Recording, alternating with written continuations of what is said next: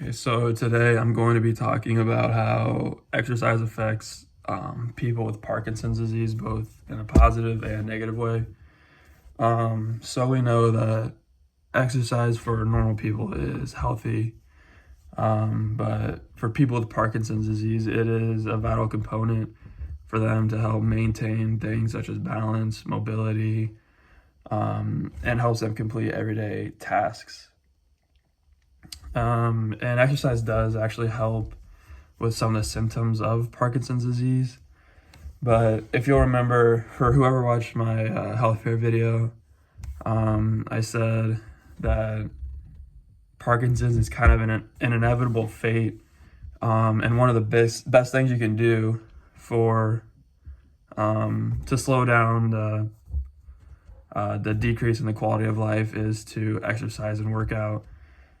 So with that being said, I'm going to go over some of the pros of working out with Parkinson's disease. Like I said, it can help improve balance, mobility, and improve their function for everyday activities. So there was actually a study done called the Parkinson's Outcomes Project. Shows that people with Parkinson's who start exercising earlier and at a minimum of 2.5 hours per week, they do actually experience a slow decline in the quality of life that they live. And also, along with Parkinson's, it's not just the physical aspects that are wrong with the person. There's also a lot of like mental things such as depression. And working out at least 2.5 hours a week does help with that aspect too. It does help with depression. And so pretty much the sooner that you can start working out, the better you'll be long term, because the sooner you start working out, the slower your kind of inevitable fate is, the slower your life will decrease, if that makes sense. The quality of life will decrease. So some of the types of exercises or fitness activities that are beneficial for these people with Parkinson's are flexibility type things such as stretching, mobility, stuff like that. Aerobic exercise to help with their endurance. Resistance training or weight training, which is helps improve strength, but can be somewhat dangerous for people with severe tremors. So some of the specific exercises would be like biking, running, yoga, Pilates, dance class, things like that.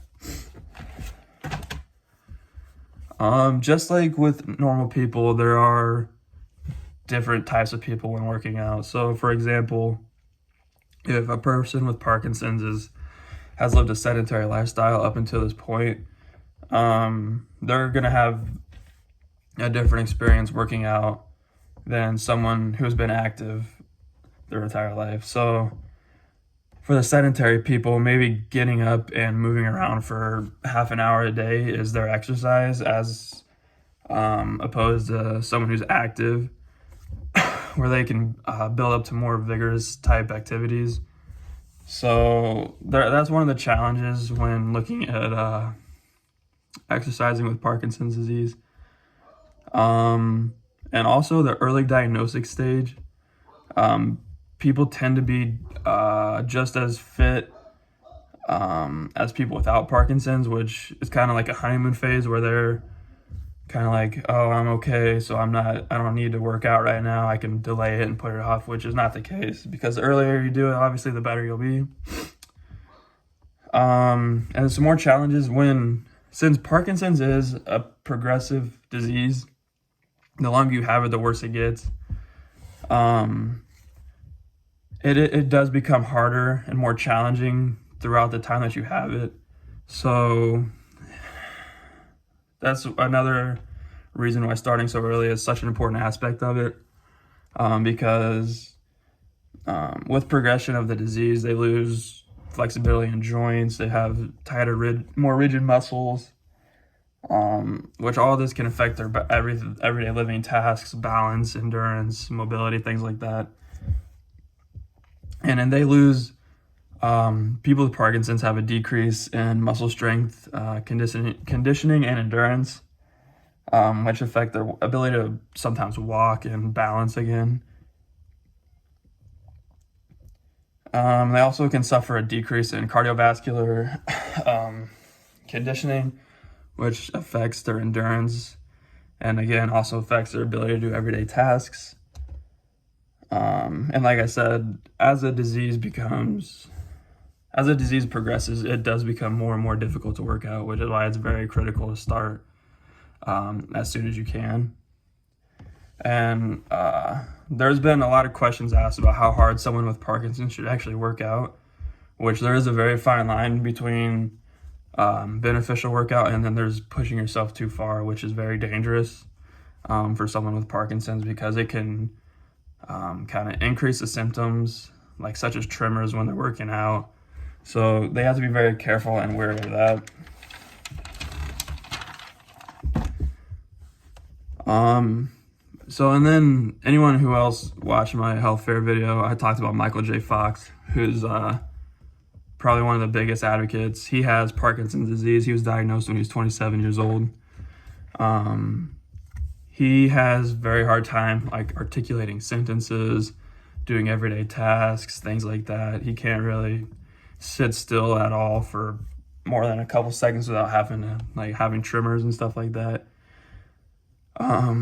But he does one thing. He goes ice skating as exercise, and when he's on the ice skating, there's no symptoms. His symptoms seem to just disappear for that short time while he's working out, which again kind of helps with his mental state, and also kind of helps delay the inevitable decline in the quality of life that he is living. So overall, exercise is a very crucial aspect to kind of dealing with Parkinson's, both physically and mentally.